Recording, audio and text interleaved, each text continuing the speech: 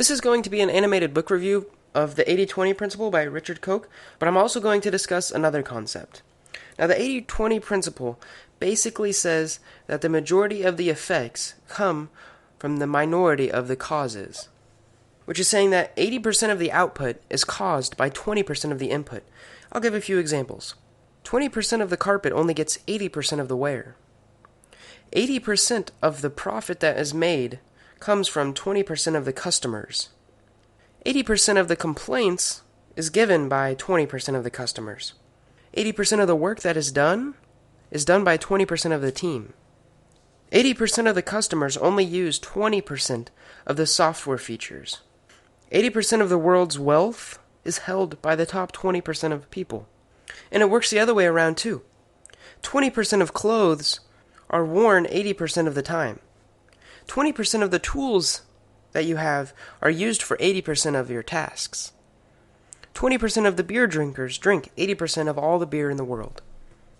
And you need to focus on the larger concept that the majority of the effects that are produced with just a little bit of work. In other words, there's going to be a lot of stuff that you can get rid of that is not going to make that large of an impact. I also want to cover Parkinson's law. And Parkinson's law says that whatever time is allotted for a task to get done, it will get done in. In college, there was a paper, and it was due in, I believe it was 5 hours. And I had a lot of friends who would say they had 2 weeks to do it, but they would wait until the last day to work on it. And they would spend the whole day, 5 hours, working on this essay. And I, on the other hand, would say, all right, this is due in 2 weeks, but I'm going to finish it today. I'm going to turn their distress throughout those whole 2 weeks of them worrying about whether or not they can get it done, and I'm going to turn it into my eustress.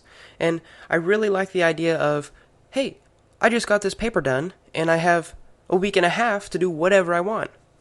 I turned distress into the good kind of stress, eustress, which comes from the base word euphoria, which is basically what I felt when I had those week and a half to do whatever I wanted. It is that whatever time we give a task to be completed, we will get it done. If we say, oh, we need to mow the yard and it's going to take 3 days, then we will mow the yard in 3 days. Now that is an extreme example, but it covers the topic. That the larger time frame we give on it, it's going to seem like a more important task, so we're not going to focus on it as much. We're going to think that we have more time to do it and that we can work on it later, so it's never going to get done. At least in the amount of time that we want it to get done. Another minute example is that the wardrobe will expand to allow however much available storage it has.